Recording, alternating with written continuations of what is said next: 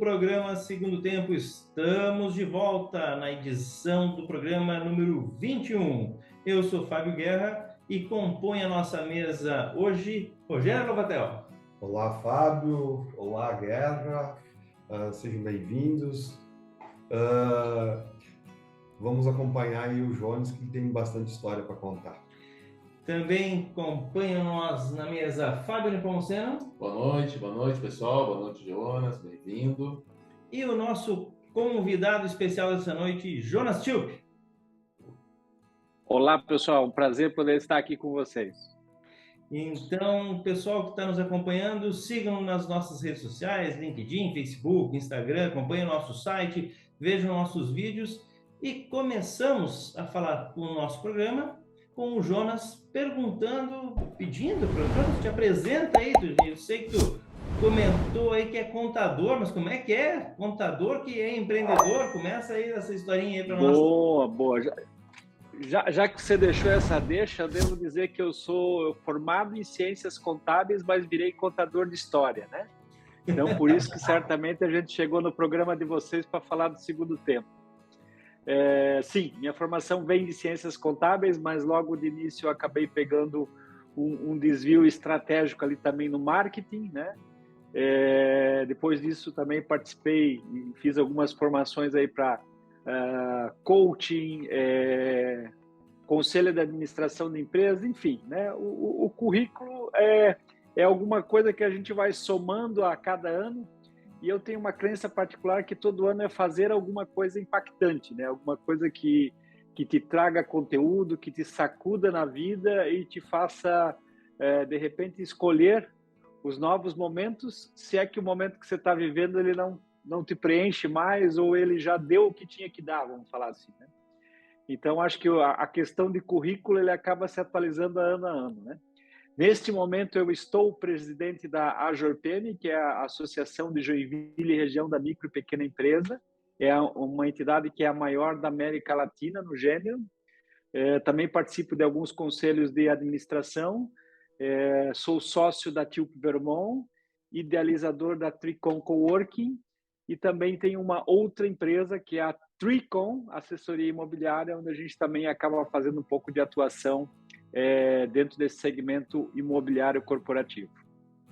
Eu te conheci e estava comentando com o pessoal aqui da mesa que eu te conheci numa oportunidade de ir fazendo uma visita em Joinville, fui visitar o condomínio Fábio Perini, e aí a tua história começa também pelo condomínio, tu teve passando por lá antes de empreender nos teus negócios, nos teus empreendimentos. Conta um pouquinho dessa passagem do Fábio Perini até tu virar empreendedor por conta aí, que tu, como tu Perfeito. atravessou a rua, né? Exatamente, fui acampar no quintal, como eu gosto de dizer, né? A jornada dentro do Grupo Perini, na verdade, ela começou em 1994, né?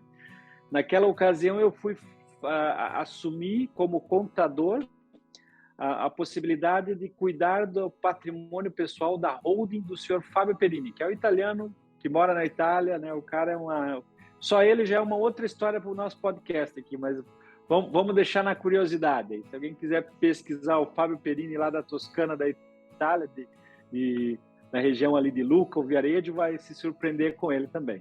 Dá para ver gente boa e é um outro padrão do profissional, né? Cara, ele é um cara que hoje 82 anos, né? Para você ter ideia, o meu colega lá, eu fiquei 19 anos dentro do grupo, né? O meu colega, que é o presidente, o Marcelo Hack, está lá hoje lá na Bahia, e o seu Fábio tem 82 anos e está discutindo um projeto turístico lá, numa área bastante generosa que ele acaba tendo lá, ou seja, é um homem que não para de pensar projetos e novas ideias, né? E o que ele precisa ter, né? É gente que se empodere e se apaixone tanto quanto ele pelo projeto, né? E eu, graças a Deus, tive a oportunidade de conhecê-lo, né? De me aproximar e de poder também me apaixonar por esse projeto, que no início a gente não sabia direito o que era, né? Eu comecei lá como contador e depois, quando começou a aparecer os primeiros clientes, não tinha ninguém para atender esses clientes. Inclusive, um dos primeiros que apareceu o diretor olhou para fora, né? Era um diretor assim mais catedrático, né? Ele olhou, esse cara deve ser fiscal, você vai lá atender o cara, né? No final era um primeiro cliente, né? E ali eu achei a minha cachaça de começar a atender clientes, e aí foi uma história que a gente acabou escrevendo e aprimorando no desenvolvimento da comercialização desse Business Park, que se tornou o maior da América Latina também, né? Hoje ele tem uma área de 330 mil metros construídos, ele é propriedade de 2 fundos de investimento imobiliário, então qualquer pessoa física também pode estar investindo no fundo, que no caso um deles é público. E quando a gente fala de número de empresas lá, se eu falar só das empresas médias para grandes, a gente passa de 200. Se eu somar as microempresas, por exemplo, dentro do meu coworking industrial e logístico, né, que é a Tricom, eu tenho 190 clientes. Então, o universo ali passa de 500 CNPJs convivendo diariamente, trocando ideia, um fluxo de 10 mil pessoas, uma universidade federal lá dentro, um parque tecnológico, ou seja, né, é um lugar que se reinventa, né, a cada novo ano, e ele está aberto para receber tudo que o mundo está despejando. Que legal, que legal. Foi, bom, é uma belíssima experiência. E a tua saída da Alperini aí, quando tu foi montar o teu empreendimento, que tu atuou por 19 anos lá e tu disse, bom, agora eu vou vestir o meu jaleco, o meu CNPJ aqui dentro. Como é que foi essa mudança, essa transformação aí de funcionário para cliente? Então, o vício de empreender sempre esteve comigo, né? A gente é inquieto, né? E procura se manter inquieto. E nessa inquietude, né, eu tinha alguns amigos que já tinham feito o caminho de Santiago de Compostela, né? Um deles, por exemplo, é o Pascoal da Omunga, que é um projeto social. Um dia que ele foi, disse, pô, o Pascoal foi e tal, se organizou, talvez eu consiga me organizar para ir também. Então, inclusive, o momento que eu tomei a decisão, eu estava voltando de uma viagem da Itália e vi uma peregrina lá de Maringá retornando, né, vestida com a roupa ainda de peregrina, né, que é aquelas calças mais leves, botina de caminhada. Ela estava segurando na mão uma estátua de uma santinha que ela queria levar para a igreja dela lá. E assim, aquela pessoa entusiasmada, eu estava sentado lá dela, conversando um pouco, eu digo, poxa, tá aí, eu acho que agora é a hora, né? Só que como executivo, eu não tinha 30 dias de férias, né? Mas a gente tinha sempre alguma oportunidade de viagem, algumas viagens dessa a negócios. Então, teve um ano que foi a viagem para o Encontro Brasil-Alemanha, um encontro em Hamburgo, e eu ia ainda ter uma agenda para visitar um cliente na Dinamarca. Eu disse, é dessa vez que eu vou, né?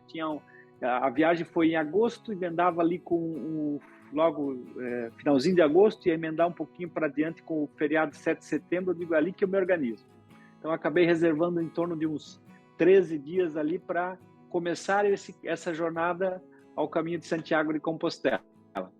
Treinei, obviamente, um pouco aqui na minha região, na época, e, obviamente, que o caminho, ele é um desafio interessante, porque você se coloca nele, você se acha muito capaz, muito preparado, e a primeira coisa que o caminho faz, ele te quebra, ele te mói, né? Tanto é que na minha primeira jornada, que foi em torno de... Era para ser 12 dias, acabou virando 11 dias, abandonei um dia antes, eu tive tibialgia, porque exagerei do corpo, né? E veio o castigo. Voltei para o Brasil, né? A minha ideia, nesse caso, era ter dividido, e como eu fiz, dividir a jornada em 3 anos consecutivos, né? Quem faz o caminho total, uma pegada só, vai levar entre 28 até 40 dias, né? Depende do ritmo que você impor, a maioria fica ali em 30, 35 dias. Eu acabei fazendo a jornada toda no final de 3 anos em 31 dias de caminhada. Essa é uma jornada de 800 quilômetros. O interessante é que, nesse primeiro momento, o caminho me quebrou, né? Aí, quando você volta, eu voltei justamente para o ponto que eu tinha parado, né? Para justamente fazer toda a sequência certinha. E aí, quando tu volta pela segunda vez, tu já volta um pouco diferente, tu já volta um pouco mais maduro. Tu é contemporâneo de um monte de pessoas que também estão, muitos deles, fazendo o caminho numa pegada só. E eu fiz 2 trechos do caminho sozinho, né? A minha decisão era fazer o caminho sozinho. Minha esposa também tinha esse desejo de fazer o caminho, e quando eu anunciei que ia fazer o caminho sozinho, até foi assim um momento difícil em casa, né? Mas ela me apoiou, deu certo, né? Nada que um bom terapeuta não resolva, como eu costumo dizer. Um advogado E para de fazer certa o forma ela divórcio. diz, Que bom que foi o terapeuta nessa situação. não, sempre terapeuta é a melhor solução primeiro, viu? E o detalhe é que no final ela acabou também começando essa jornada de certa forma comigo, né? Me acompanhando nela. Chegou, depois de eu ter feito em torno aí de uns 500 quilômetros, disse assim, eu quero que você venha fazer o caminho comigo. E a gente acabou fazendo uma jornada em família, né? Então teve um ano, que foi o ano de 2015, eu fui 2 vezes para o caminho. Eu fiz uma jornada sozinho no mês de abril, e no mês de julho eu levei toda a família. Então, meu filho de 10 anos fez um percurso de 200 quilômetros em bicicleta comigo. A minha esposa, com o filho mais velho, que tinha na época 16 anos, fizeram 230 quilômetros a pé. 30 a mais porque eles fizeram o cruze da fronteira.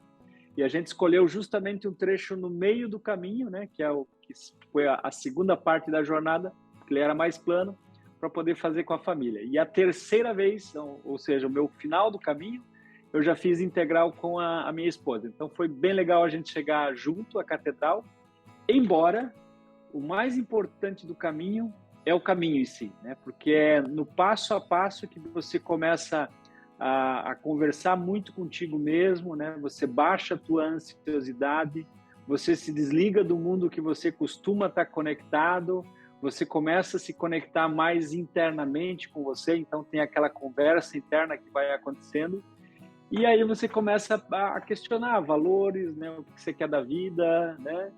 E a partir dali eu decidi, cara, eu acho que eu vou tomar um outro ritmo, né? A minha evolução aqui como diretor, ela tá plena, né? E de novo, né? Eu sempre gosto de comparar esse momento, é como se eu estivesse na função de diretor do grupo, eu estava navegando num transatlântico. E de repente eu resolvo baixar o bote salva-vidas e sair remando, né? Quando você faz isso, você tem que aprender a lidar com o remo. E um outro detalhe muito, muito interessante é que quando você vai para o segundo tempo, você acabou de largar tudo que você estava segurando. Então, as tuas mãos, elas ficam livres. E aí, posso dizer para vocês que vem uma série de oportunidades. Algumas pessoas, quando souberam que eu ia me desligar, vieram, pô, eu quero que você venha trabalhar comigo, isso, aquilo, né? Então, você começa a ficar meio que nem uma criança numa loja de chocolate, né? Porque tudo é oferta, né? Tudo encanta, né? Mas daí vem aquele momento de dizer assim, não, agora deixa eu escolher um pouquinho mais, deixa eu ficar comigo, deixa, né? Que você já está mais maduro nesse teu momento de vida para poder escolher um pouco mais as coisas que combinam com você, que te trazem mais satisfação. E algumas você tenta, você diz assim, cara, tentei, não é isso que eu quero, né? Aí você vai para outra opção. E nessa tentativa... A decisão de saída aconteceu lá no caminho? Lá enquanto tu fazia o caminho, caiu essa ficha? E aproveitando, Jonas, quando você decidiu sair, você já tinha ideia do que empreender? Ou, bom, primeiro eu vou sair para ver depois o que vamos fazer. Foi nesse sentido? Excelentes perguntas, né? Eu já tinha começado o projeto do coworking, que era uma coisa nova, né? Quando eu escrevi o meu primeiro projeto do coworking, eu rabisquei tudo numa folha de papel, né? Dobrei essa folha em 4 partes, porque eu olhei assim, cara, isso aqui não se viabiliza. Dobrei a folha em 4 partes e joguei dentro da gaveta, né? Um ano depois eu peguei essa folha, comecei a olhar, pô, mas espera aí, isso aqui que não se viabilizava desse jeito, dá para fazer assim, isso aqui eu posso fazer assado, né? A gente pode criar um conceito de mais liberdade para o empreendedor, eu não preciso ter alguém controlando ele o tempo todo. Então, eu fui criando uma nova matriz de conceito e de custos, né? Onde que se tornou viável esse projeto, e eu implementei ele enquanto ainda estava também na função de diretor, né? Obviamente que isso não me dava a remuneração que eu tinha, mas era um projeto piloto começando a acontecer. E a gente embarcou nele, né? E seguindo ele, seguindo outras coisas que eu queria fazer que eu não tinha ainda desenvolvido, eu tomei a decisão de sair. Obviamente que a decisão de sair ela também vem um pouco pautada assim no entender que o empreendimento já estava maduro, que a minha missão ali já estava cumprida, que eu não teria maiores ganhos, né, estando, né, embaixo desta proteção toda, né, e sim eu teria novos ganhos se eu me desafiasse a empreender. Eu estava com 48 anos quando tomei essa decisão, queria fazer isso justamente antes dos 50, para poder dizer, não, cara, dá certo, vamos lá, né? E se não der certo, qualquer coisa eu volto para me recolocar em algum lugar. Mas felizmente deu certo e às vezes vem só o arrependimento porque não começou antes, né? Eu acho que o começar antes também é uma coisa muito relativa, porque o teu time você vai sentindo ele, né? Eu respondi todas as perguntas ou esqueci uma? Não, ótimo. No início ali você comentou a questão do currículo, né? Que, claro, que é importante para a carreira, mas hoje em dia você comentou que ano a ano a gente tem que aprender coisas novas, né? Enfim, o que você hoje está fazendo? Teve essa mudança aí, hoje o que você está fazendo aí de diferente? Enfim, algo... Qual que é o meu impacto do ano 2022, né? Meu impacto do ano 2022 foi ter assumido a presidência da maior entidade de micro e pequenas empresas da América Latina, a JORPM, né? Então, nós temos hoje 2.129 associados, é uma entidade bastante representativa, não só em Joinville região, mas dentro do estado. Ela acaba sendo um modelo para as outras AMPs, né? Associações de micro e pequenas empresas. E, obviamente, que ali é um desafio, eu diria, diplomático, de liderança, no ano político, de contribuir para que a entidade continue sendo e se destaque dentro do seu protagonismo, né? Então esse foi o grande desafio que eu abracei para 2022. O de 2023 eu ainda não sei, cara, mas começa a aparecer algumas pistas. Quando eu estive aí em Joinville, aí, que eu tive a oportunidade de conhecer, também visitei a JORPM, e é uma entidade grandiosa, enfim, não só para Joinville, mas a nível Brasil, como tu disse, pelo tamanho que ela está. E para entender um pouquinho esse tamanho desse desafio aí, quantos diretores, conselheiros tem aí no quadro da JORPM, enfim, né, que estão ligados aí, que é esse desafio de gestão de pessoas aí, de egos, vaidades, interesses aí que tu vem enfrentando aí? Muito bem. A JORPM ela até tem um modelo bem interessante, é que todo presidente só fica um ano. Então, não tem condição dele desenvolver o ego se apegar muito ao poder, né? Então, por isso que, de certa forma, é uma corrida de bastão, né? Para estar presidente, eu tive que estar participando minimamente 3 anos, nos 3 anos anteriores da diretoria executiva, ou seja, por mais que você fique só um ano, você já vem com alguma preparação, caminhando com algum time, né?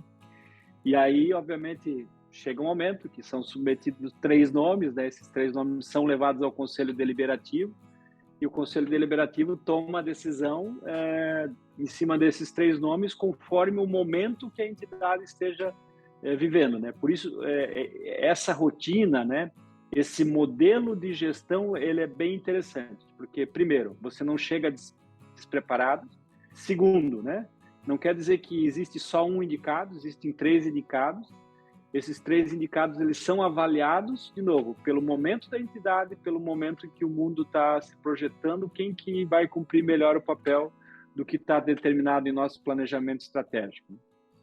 Então, muita gente critica, não deveria ser só um ano, né? Eu diria assim, é um ano intenso, e quando se fala do micro e pequeno empreendedor, né, que também é um grande empresário, né, ele tem muitos compromissos frente ao negócio dele, né? Então, ele vai meio que se dividir dentro das suas atividades, mas ele vai se dedicar muito à entidade.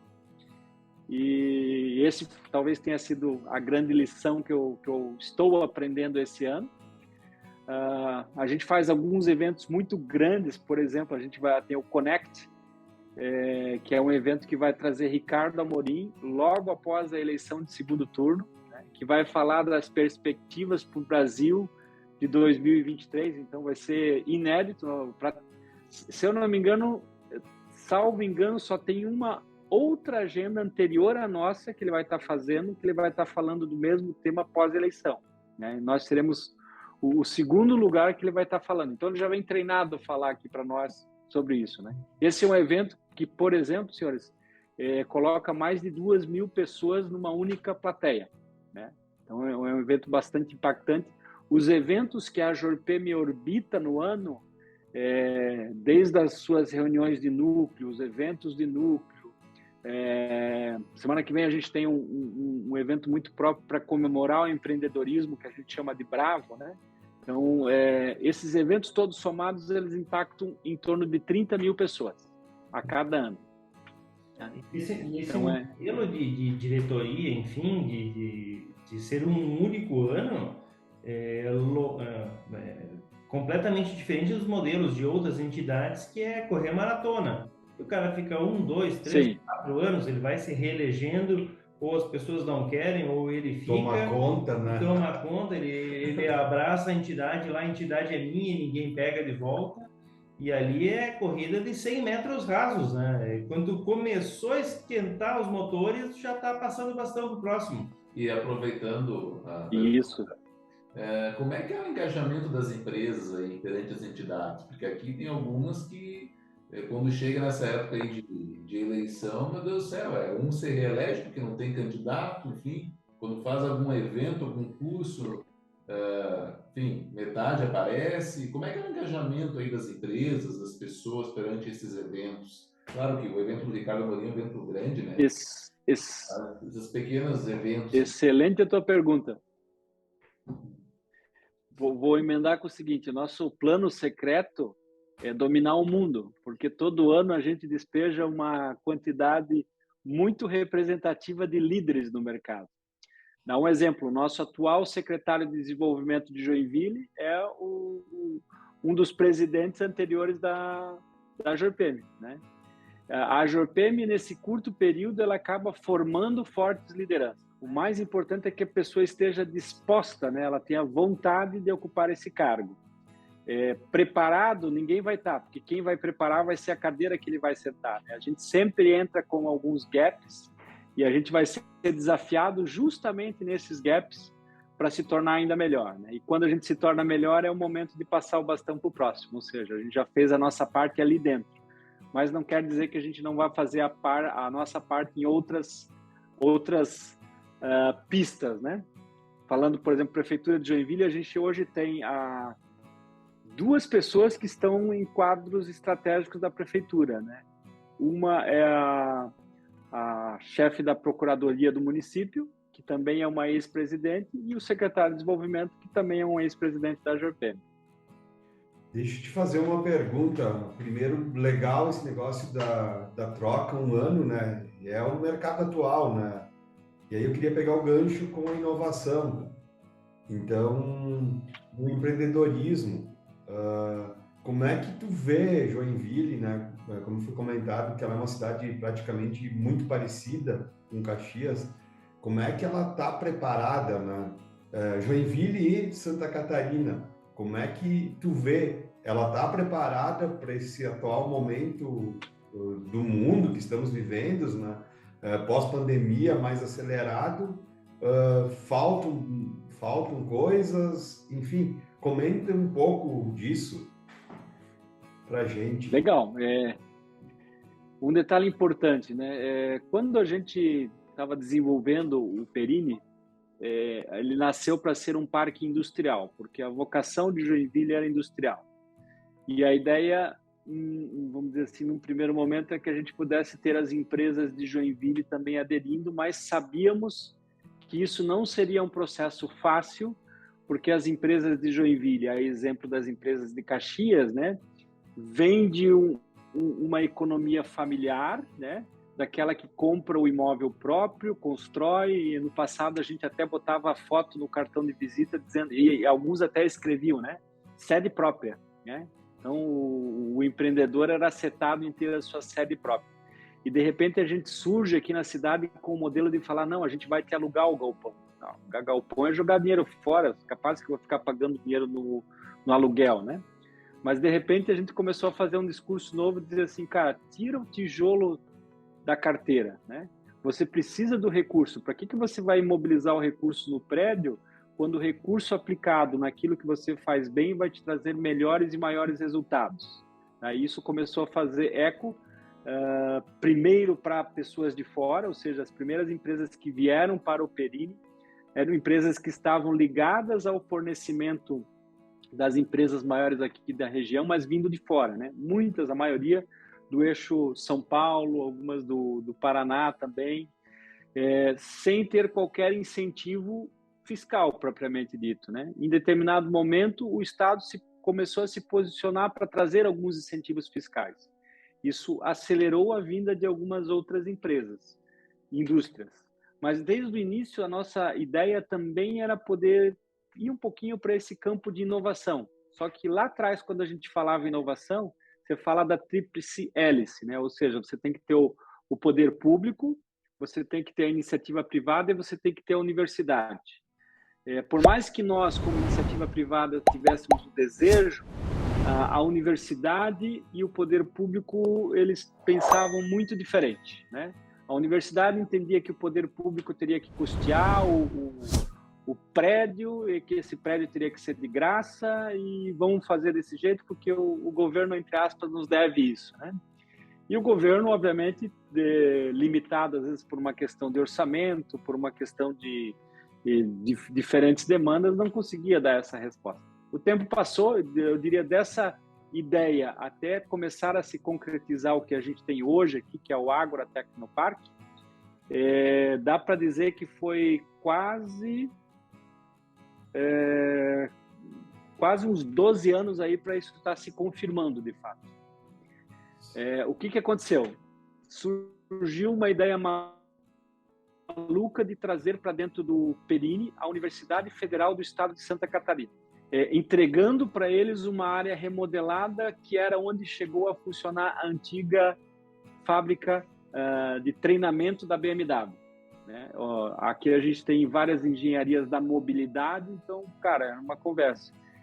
E esse maluco aqui que vos fala, né, também apoiado pelos outros malucos, né, os meus colegas, o Emerson e o Marcelo, né, cada um dentro da sua função, foi atrás dessa ideia e quando a gente viu, aconteceu da gente ter uma universidade federal com vários cursos de engenharia dentro de um parque não mais só industrial, porque a logística também já estava presente, o serviço também já estava presente, e aí começou a virar um pouco esse negócio, porque as empresas disseram, pô, ali tem curso de engenharia, né? Eu posso contratar esse engenheiro como estagiário. E aí começou um novo movimento. Muito bem, senhores, eu estava falando ali do movimento do Ágora, né? Da criação. Então, veio essa provocação de criar, entre aspas, esse templo para acomodar a inovação em um único lugar, né? Existia, vamos dizer assim, algumas iniciativas de novo querendo cobrar que o Estado fizesse, o Estado não estava mais com todo o recurso para fazer, e o Perini acabou abraçando essa causa e fez, né? Então fez inclusive um concurso para construção, para licitar, né, o projeto que seria concursar o projeto que seria aprovado para construção, ou seja, se fez um prédio relativamente temático, né? Utilizando um modelo construtivo, entre aspas, com uma cara mais industrial. Esse concurso foi um sucesso, né? Ele por si só projetou muito a ideia do empreendimento e ele fez com que gradativamente várias empresas, mesmo de fora do parque, mas que estavam na cidade, entenderam que a inovação aconteceria ali. E elas foram matriculando, comprando seus espaços, alugando as suas salas, né? Incentivando alguns projetos. O ecossistema, ele já tinha feito uma lição anterior, né? Ele tinha, nós criamos aqui o Join Valley, né? Então o Join Valley é um pacto pela inovação aqui na região, então isso já estava maduro também, ele estava, entre aspas, né? Só procurando uma casa para ele poder existir, essa casa foi entregue, e hoje o Ágora Tecnoparque ele é um sucesso que consolida desde a vinda primeiro da Universidade Federal, conurbada com a Conta Azul, que já é um unicórnio, né, presente, conurbado com outras iniciativas que vieram se somando ao longo desse tempo. Hoje, o próprio Sebrae, o sistema Fiesc também está presente, né? Outras entidades, outras associações também encontraram ali seu espaço.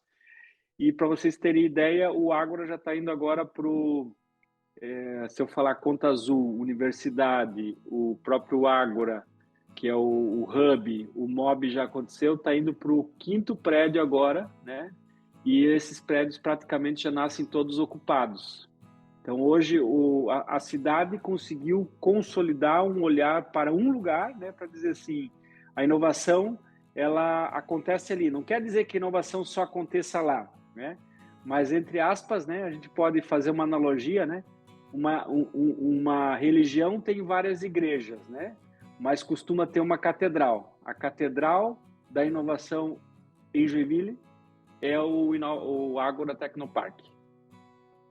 Beleza, esse é um diferencial incrível, tanto para a cidade quanto para a força propulsora, porque da mesma forma que é uma cidade muito ligada ao industrial, tem uma transformação de consumo e de cultura que muda os consumos de bens para uso de bens. Então, há uma necessidade eminente da indústria se reinventar, repensar o próprio negócio, e ter um lugar que fomente isso faz toda a diferença. E, de novo, né, cresceu e se desenvolveu na pandemia, né? Então, ele já veio vacinado para esses novos momentos, né? Já se acostumou com o híbrido. E o interessante, agora eu vou falar também um pouco da Tricom Coworking, que foi a minha iniciativa, né, de montar um coworking industrial e logístico, né? Uma vez eu tive um cliente italiano que ele precisava abrir a empresa no Brasil, ele veio como italiano para o Brasil, então ele teve a dificuldade até de comprar um celular no Brasil, né? Porque ele não tinha endereço no Brasil. E acabou alugando um primeiro galpão menor para constituir ali a empresa que ele ia desenvolver no Brasil. Um ano depois de eu ter entregue a chave desse galpão para esse italiano, ele me encontrou no evento e disse assim: Jonas, o meu galpão está sujo. Aí eu olhei sério para ele, assim, eu vi que ele também mudou de cor, né?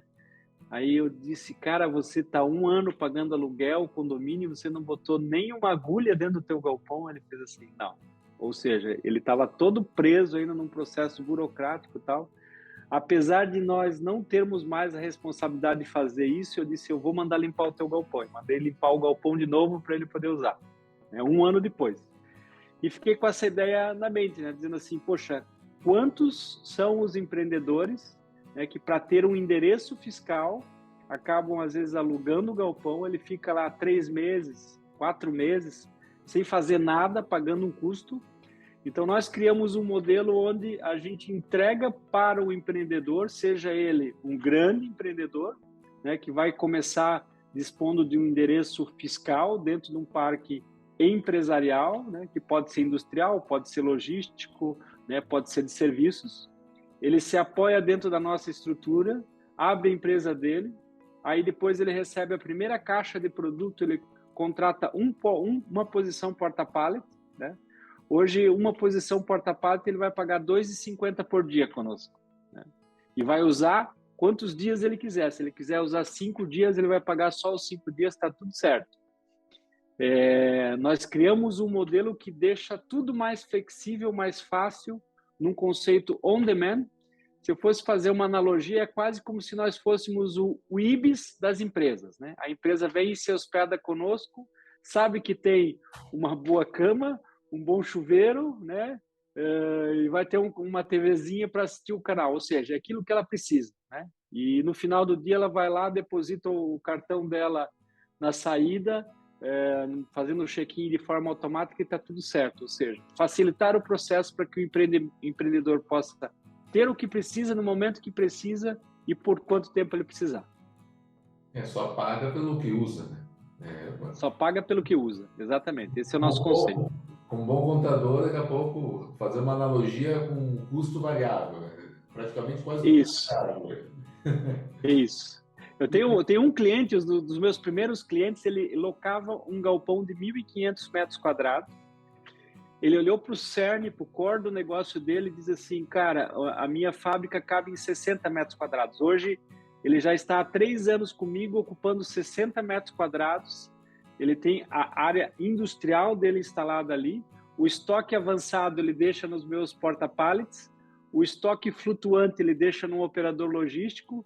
E o headquarter dele, a cabeça, ele levou para dentro de uma sala lá no Ágora Tecnopark. Então, assim, ele conseguiu separar a empresa dele em diferentes áreas e se tornou muito mais produtivo e leve dentro do processo dele. Há uma ruptura de planejamento e pensamento muito avançado para o empreendedor conseguir separar o negócio dessa forma e entender o que tem valor no propósito dele, né? Nós aqui como contadores podemos falar também assim, o trabalho da contabilidade, né, que era uma coisa que a gente não imaginava que pudesse ser feito fora do escritório, foi tremendamente acelerado pela pandemia. Né? E hoje não é mais só a contabilidade em si, né, é você oferecer o serviço correlato, né, o famoso BPO, né, você fazer a gestão financeira. Muitas empresas hoje estão contratando profissionais que fazem da sua casa, né? E não só para uma empresa, para 10 empresas, se for o caso, entende? A gente conseguiu quebrar um modelo que parecia que não iria funcionar fora das 4 paredes de um escritório, né? De um ambiente formal. Jonas, conta um pouquinho mais aí da tua trajetória, do Caminho de Santiago, o que mais, assim, as reflexões, o que você pensa daqui em diante, do que fazer? Tu teve uma guinada aí profissional, mas do lado pessoal também veio algumas reflexões, tu mudou teu comportamento. Conta um pouquinho para nós, assim, desse teu segundo tempo, assim, como está sendo e também o que você daqui a pouco planeja, né? E já vou encaixar na mesma pergunta aí para tu falar das reflexões, que acho que tem tudo a ver, do teu logotipo do Tricom. Sério? Ótimo, perfeito. Vamos lá. Primeiro, o caminho, a principal lição que eu tive do caminho foi que a gente tem que levar pouco e compartilhar tudo. Por que levar pouco e compartilhar tudo? Se eu levar pouco, significa que pode ser que me falte alguma coisa. Mas se eu estiver vivendo de uma forma sensata comigo mesmo, o universo vai estar conspirando por mim e para mim. E se me faltar alguma coisa e eu pedir para qualquer um dos senhores aí, eu tenho certeza que se eu pedir de uma forma honesta e sincera, vocês vão me acolher na minha necessidade. E se vocês me acolherem na minha necessidade, vocês vão estar plantando no coração de vocês um sentimento de, poxa, eu ajudei alguém. Eu vou estar plantando no meu coração um sentimento de gratidão. E quando a gente começa a fazer esse tipo de troca, a gente começa a criar um verdadeiro espírito de comunidade, onde a gente não está sozinho, e sim estar junto com pessoas dividindo aquilo que a gente tem. A gente é um ser gregário, né? A gente não foi feito para viver no isolamento. E ninguém vai levar nada dessa vida a não ser a vida que levou. E a melhor coisa que quando a gente pode, no fim daquela jornada lá que a gente estava falando no início, né? Dos 80 anos, se tudo der certo, quem sabe um pouquinho mais, né? Se o tempo tiver prorrogado, a gente não vai sentir saudade das coisas que a gente comprou. Mas a gente talvez comece a sentir saudade dos momentos que a gente viveu. Então, a melhor coisa que a gente pode fazer a cada ano, em cada momento de vida, é criar boas experiências, né? Experiências que impactem as outras pessoas, experiências que a gente divida as coisas com as outras pessoas. E quem me ensinou isso de uma forma muito simples foi a minha mochila. Porque quando eu comecei a fazer o caminho, né, uma mochila, em média, ela tem que ter 15% do teu peso corporal. A minha estava acima de 25% no início.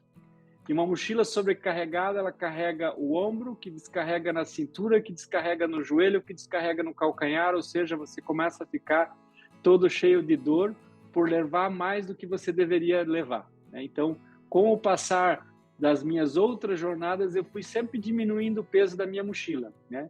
E à medida que eu diminuía o peso da minha mochila, eu podia me acomodar melhor, caminhar melhor com ela, né? Se me faltava alguma coisa, eu pedia, né? Se me sobrava alguma coisa, eu dava e estava tudo certo, né? Então, esse para mim foi a grande lição e isso me fez querer mudar, querer viver esse segundo tempo, onde eu trabalho mais com aquilo que eu acredito, que eu gosto, onde eu posso me permitir conectar as pessoas e ver com que a partir desta pequena conexão que eu fiz, elas podem ter o resultado dela. A exemplo, Fábio Guerra, né, de você ter lembrado de mim, me convidado para participar do teu programa, sendo que você me conheceu a gente já começa a perder a noção do tempo, né, mas foram 4 anos atrás, quando você passou aqui, você ainda lembrava de mim, ou seja, a gente impactou positivamente um ao outro, né? E diz, pô, eu quero ter esse cara aqui falando em algum momento para mim. E agora tem um monte de gente escutando o programa que vocês resolveram criar, vocês estão impactando mais um monte de gente. E boas histórias, né, inspiram outras novas boas histórias. E aí é aquela corrente virtuosa da gente começar a mudar o mundo aqui, né? Como eu costumo dizer, a gente começa a criar o céu na terra, né? Maravilha. Quando eu tive aí, me chamou muita atenção o teu logotipo da Tricom. Show! Que bom, agora eu vou falar dele, né? O nosso logotipo é uma árvore. Essa árvore ela tem uma copa formada por diferentes mãos de diferentes tamanhos, de diferentes cores, que quer justamente representar essa diversidade de negócios que a gente pode abrigar dentro da Tricom. Essa diversidade de negócios ela é abrigada no tronco de uma árvore, né, que está ali dando sustentação para todo esse negócio. O desenho da árvore aponta para cima, sempre mostrando que a gente pode continuar crescendo. E embaixo a gente tem uma boa base. Aqui eu vou fazer uma analogia com o que eu também aprendi no caminho, né, principalmente na região da Galícia, onde viviam as tribos celtas. As tribos celtas, todas elas, ao invés de ter uma igreja, né, que não era uma coisa própria deles, eles tinham no centro da aldeia uma árvore. E esta árvore representava a árvore da vida, onde a copa da árvore representa o futuro, né, com suas folhas, flores, frutos, né, e toda outra vida que vem ali se abrigar, os pássaros, os insetos, né, representa essa projeção do futuro. O tronco representa o momento presente e a raiz, né, a base da árvore, representa a conexão com o nosso passado, né, com tudo que nos trouxe, que nos suportou para que a gente pudesse existir e projetar esse futuro. Que mágico, que incrível!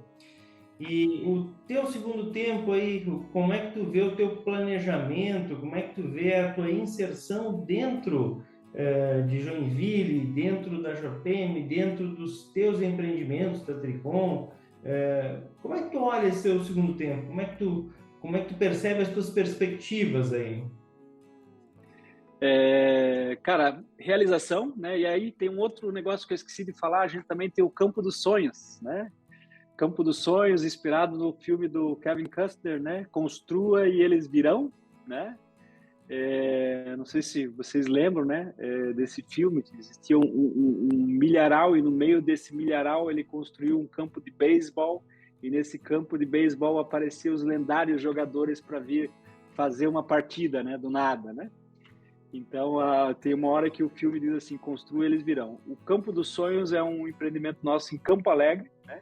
E lá a gente trabalha como uma casa de retiros, mas tanto recebendo comunidades, né, que vêm fazer os seus retiros, como também levando empresas para viver um momento de treinamento ao ar livre, né, onde a gente foca muito esse trabalho de liderança, de trabalhar a equipe, de criar um momento diferenciado onde as pessoas podem se perceber como pessoas, não só como engrenagens de uma máquina que está empurrando o negócio para frente. E quando as pessoas se percebem como pessoas, elas se surpreendem com a pessoa que de repente já estava anos no lado dela trabalhando. Então esse é um dos trabalhos que a gente também faz lá. E agora eu contei essa história e perdi a pergunta, Fábio. Vou perguntar de novo aí. Das tuas perspectivas aí. Perspectivas. Teu segundo tempo aí, agora vamos brincar um pouquinho de Ricardo Amorim, nós vamos falar de economia, mas vamos brincar aí de Jonas Tipo falando das tuas perspectivas para os próximos anos. olhando o mercado, olhando esse olhar sobre inovação, sobre as indústrias, sobre Santa Catarina, sobre o Brasil. Como é que tu olha assim essas perspectivas, esse horizonte futuro? O conselho que eu dou para mim e para todos os empreendedores que estão nos ouvindo, a gente tem que ser muito resiliente e dinâmico, né? O mundo passa por transformações, né? A gente tem que cada vez mais olhar o que é o essencial. Quando a gente quer fazer alguma grande mudança, eu costumo dizer que a gente tem que perguntar o porquê, mas não é um porquê, são 5 porquês, né? Se você pergunta por que você quer fazer um podcast, né? Vai vir uma resposta que é uma camada muito superficial. Aí quando você der essa resposta, mas por que você quer fazer um podcast, né? Aí você vai ficar meio inconformado e vai começar a mergulhar um pouquinho mais dentro da resposta. Começa a se despida, tira a jaqueta, né? E se eu perguntar uma terceira vez, mas por que vocês querem fazer um podcast? Aí a gente começa a mergulhar de fato na essência, só como um exemplo, né? Então, o mundo vai continuar mudando, né? A dinâmica, e o Brasil é um país dinâmico. Nós estamos vivendo um momento em que a gente tem uma diferença cambial importante, e isso faz com que a nossa indústria tenha oportunidade de voltar a crescer, né? Isso vale para Joinville, vale para Caxias e para outras tantas cidades. A diferença cambial faz com que, entre aspas, os gringos olhem para nós e queiram comprar de nós. Nós temos uma mão de obra ainda barata comparada com o resto do mundo. Tem lugar que não dá mais para produzir. Dias atrás, um amigo meu comprou várias máquinas nos Estados Unidos, uma empresa de têxtil, porque a produção têxtil lá não tem mais como existir, porque é muito caro ter um técnico têxtil, né, dentro da empresa. É mais fácil ele estar importando o produto acabado. Nesse aspecto, o Brasil tem uma baita oportunidade. Quando a gente olha para a nossa vocação natural, que é ser celeiro do mundo, a gente está dando um banho, né? E tem condição de se organizar ainda mais. A gente tem apesar de tudo que está acontecendo no planeta, o clima no Brasil, né, guardado uma ou outra proporção, continua muito bom. A gente tem capacidade de produzir, a gente tem que cuidar desse nosso quintal aqui. E eu vejo que a gente vai ter um futuro, sem sombra de dúvidas, muito promissor para o país, né? O que a gente, como empreendedor, tem que estar ligado é para onde que a onda está indo, né? Porque não adianta você querer ficar sempre no mesmo lugar e pegar sempre a mesma onda, ela se movimenta. Então você tem que acompanhar esse movimento, você tem que ser resiliente dentro desse processo. Nesse caminho de olhar essa onda e depois fazer uma recomendação de estudos, o que tu entende que seria importante que a gente buscasse de estudo, aperfeiçoamento, para que a gente não consiga, não pare no nosso segundo tempo, que a gente se mantenha atualizado? Quais seriam as tuas recomendações aí de estudo? Talvez já vou encaixar assim, recomendações de estudo e de leituras também que tu entende que são importantes. Só um minutinho que eu tenho que ajudar meu filho a pagar a pizza aqui. Pode ser? Você consegue cortar esse pedaço? Vai lá. Só um minutinho.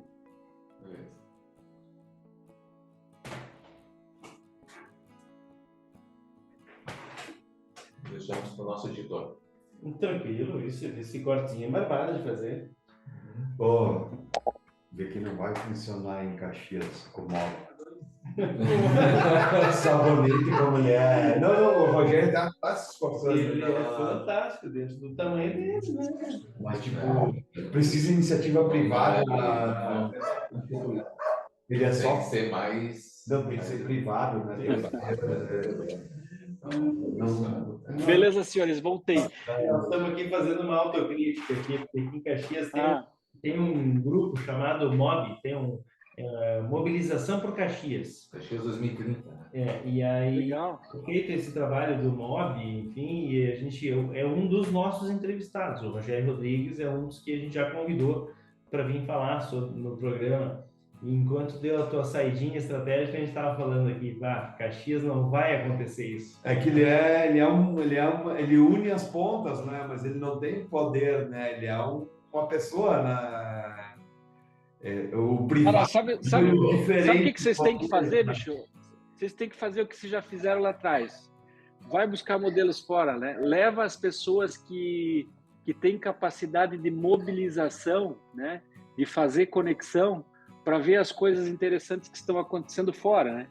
De novo, se Joinville pode... Eu tenho certeza que Joinville pode inspirar vocês. Venham para cá, né? Fazemos um tour, apresentamos. Esses dias eu estou fazendo um trabalho lá para o Piauí, né? Para o governo do Piauí. Eu dei um banho de Santa Catarina, de informação. Cara, eles foram lá e se organizaram, né? Eles inauguraram a segunda ZPE do país, a primeira dentro do novo marco regulatório, e dentro da ZPE eles colocaram um hub de inovação, ou seja, estão exportando o serviço a partir de uma zona de processamento de exportação. Piauí, entende? As dificuldades lá são tremendas, né? A gente aqui, de certa forma, chora de barriga cheia, né? O que a gente tem que fazer é gerar movimento. Bom, vou resgatar a pergunta aí contigo. Quais são as tuas orientações, sugestões de atualização de conhecimento, curso, formação, inclusive também recomendações de leituras que tu entende que são importantes? Filmes também. Né? Ou filmes, séries, o que tu entende que seria uma recomendação que a gente pudesse... Bicha, bastante coisa, vamos lá. Primeira coisa, viagem. Viagem. Viva culturas, né? A gente acha que o nosso país é grande e a gente acha que tem aqui um mercado livre que é gigante, e lá na China, né, se não me engano é o J-Day, né? J-Day é um monstro, né? Um Godzilla, né? Perto do que hoje é o mercado livre, é muito mais gigante. Então a gente tem que sair, tem que visitar esses mercados que se movimentam de uma forma muito mais dinâmica, né? Que saíram praticamente de uma região agrícola de um tempinho para atrás e hoje já estão lá na frente, né? Onde a gente falava que, e aqui eu vou fazer a crítica, a gente dizia produtos chineses não têm qualidade, hoje já estão lá na frente em termos de qualidade, a gente está aprendendo qualidade com eles, mas isso não vale só para você olhar China, né? Você pode ir para outros lugares, porque sempre vai ter alguma coisa para você aprender, adaptar e implementar aqui. Então, viajar é meu primeiro grande conselho, né? Porque viajar é viver a experiência, é trazer a experiência, é compartilhar a experiência. Toda viagem te alimenta. Quando você fala de livros, né? Cara, eu gosto de ler, estou lendo agora O Essencialismo, né? É um livro que está aqui perto de mim, mas depois eu mando um print da tela para você poder usar ele também. A gente às vezes se perde com muitas coisas, né? E esquece do que é essencial. Então eu tenho, de certa forma, me apaixonei por essa leitura recentemente, porque ele te faz ir no cerne do negócio. Metodologias para você se tornar mais produtivo, né? O livro Scrum, né? A capa amarela Scrum, te ajuda muito a organizar as suas tarefas, né? A gente tem o desafio de fazer muitas coisas e principalmente saber o que é essencial e não se perder naquilo que não é tão importante, né? A gente tem que aprender a delegar, né? A gente tem que passar as coisas, dividir as coisas com os outros, daí a gente consegue ser muito mais produtivo. Cursos que você possa fazer na área de liderança sempre são bem-vindos, né? Eu vou ser suspeito aqui para falar, mas um dos cursos que mexeu muito comigo, e eu até fui instrutor dele, foi o curso do Dale Carnegie, né? Tem 2 livros, né? Como fazer amigos e influenciar pessoas e como evitar preocupações e começar a viver. Esses 2 livros são clássicos, né? Eles já são bastante antigos, mas a linguagem deles também certamente continua atual. E este é um curso que te faz muito pensar e se atualizar.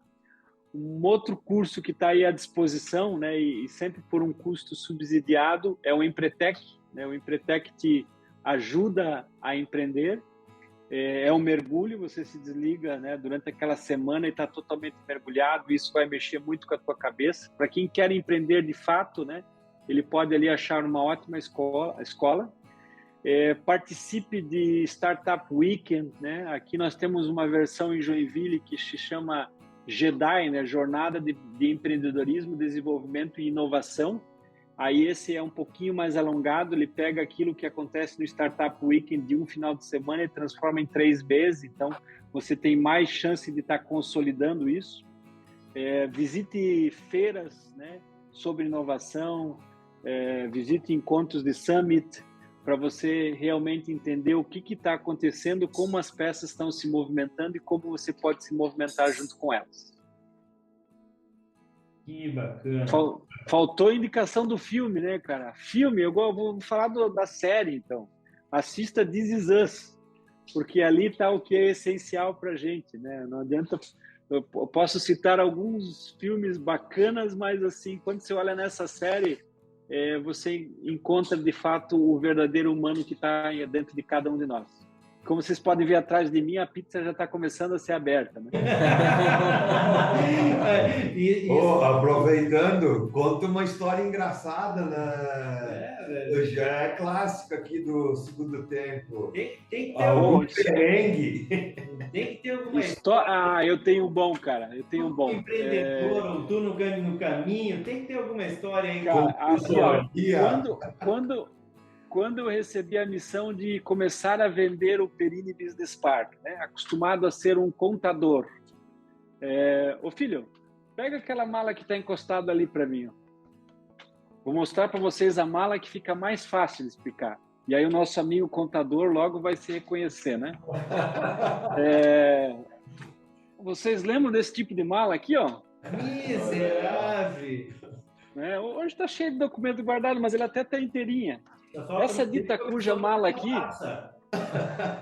ela estava tão pesada quanto ela está hoje, e eu estava levando um monte de projetos, porque na época que eu usava essa pasta, você ter um notebook era um artigo de luxo. Eu lembro que eu acho que só tinha 2 caras dentro eu até tinha um, mas a gente tinha medo de sair com ele por ser roubado, né? Então você não andava o tempo todo com ele. Você usava a versão em papel, então eu estava com todos os projetos, plantas do condomínio ali dentro. A gente foi para uma reunião em São Paulo. O meu diretor, à época, do Perini, já estava esperando dentro do avião. Eu era o último passageiro a chegar para embarcar, atrasado. Dia de chuva, garoa aqui em Joinville, o avião lá no meio da pista, né? Já tinha chamado o último passageiro e eu vou correndo com essa minha mala, né? Naquela garoa, para embarcar naquela... escadinha no lado do avião, né? E de repente, correndo com a mala abre na pista, entendeu? Ela desemboca assim, aqueles papéis todos voam na pista, entende? E eu, que já era o cara atrasado no voo, né? Aí, de repente, a aeromoça desce para me ajudar a juntar aqueles papéis e tal, né? Coloco todos eles dentro do avião, da mala novamente, e entro no avião, sento no lado do meu diretor e diz, pô, chegou atrasado, né? Eu não falei nada, né? Quando eu estava sentado lá na mesa, depois eu tentei enxugar um pouco os papéis, né? Sentado na mesa em que a gente tinha que fazer a apresentação, eu abro aquelas plantas, né? Algumas daquelas folhas todas manchadas, escorrendo de água ainda, né? Então esse foi um momento cômico, né? Mas que fez parte dessa história maluca de empreender e construir um negócio que a gente se orgulha de ter feito também. Acho que para finalizar, nós temos, enquanto o Guerra vai pegando rapidamente, alguma dica para quem quer fazer o Caminho de Santiago? Opa, várias. Entre elas, pode me procurar aí no LinkedIn, você vai me achar, né? Dentro do meu LinkedIn tem um trechinho eu fiz uma gravação usando uma música que é Imagine, né? Do John Lennon, e colocando várias imagens, fotos que eu tirei com o celular. Aquela música ali, ela combina perfeitamente com cada uma daquelas imagens que foi colocada. Então, eu recomendo quem quer fazer o caminho assistir.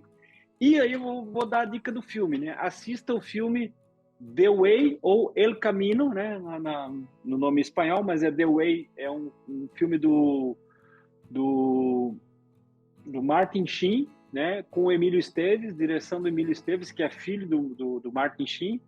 Esse filme é fantástico, ele é a essência do caminho. Nós tivemos um presente do caminho que a gente acabou sendo desviado para uma área onde aconteceu boa parte das filmagens. A gente esteve dentro do set do filme, mas isso é uma outra história para contar em um outro momento. Super recomendo, porque quem assistir esse filme vai ter uma essência do que é o caminho. Que legal, muito obrigado, muito obrigado. Jonas, nesse momento virtualmente, mas depois na oportunidade que alguém de nós estiver em Joinville para te visitar, ou você vir a Caxias do Sul... Vai ser um prazer recebê-lo. Uma lembrança aí, um vinho aí do nosso apoiador do programa aí, vinho da Opa, legal. Então vamos te entregar ou pessoalmente aí, ou quando vir aqui para a Serra Gaúcha, a Vinho da Serra é nosso apoiador. Então, pessoal que está acompanhando o nosso programa aí, vinhodaserra.com, ou Instagram, vinho_da Serra, para acompanhar os vinhos aqui da Serra Gaúcha. Perfeito, vai até combinar com a pizza ali atrás já. Aí eu passo outra. Então, nosso sinceríssimo agradecimento, muito obrigado por compartilhar a tua história, essas inspirações aí, a inspiração aí de estar mobilizando a cidade, o teu empreendimento, os negócios. Isso é motivador para nós, né? E motivador para quem nos acompanha aí, de saber que a gente pode e deve fazer esse fator mobilizador aí. Jonas, meu muito obrigado aí. Nós agradecemos, acho que enriqueceu muito e a missão do programa é essa, né? De inspirar as pessoas com essas histórias, né? Então, para que elas reflitam aí sobre o segundo tempo, né? Então, muito obrigado. Acho que foi bem bacana aí, inspirou a gente e me deixou ansioso, tá? Ó, tô aqui para conhecer ali, eu fui no Sapiens, a gente tem uma atração especial por Santa Catarina aqui, né? Principalmente toda Caxias, né?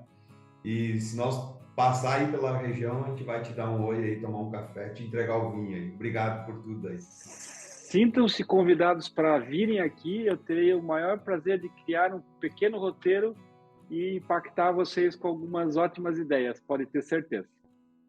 Obrigadão, Jonas. Obrigado por compartilhar, estar aí presente nesse nosso episódio 21 do programa aí. Foi um prazer, senhor. Disponham sempre. Valeu, um abraço. Até mais. Tchau, tchau. Tchau.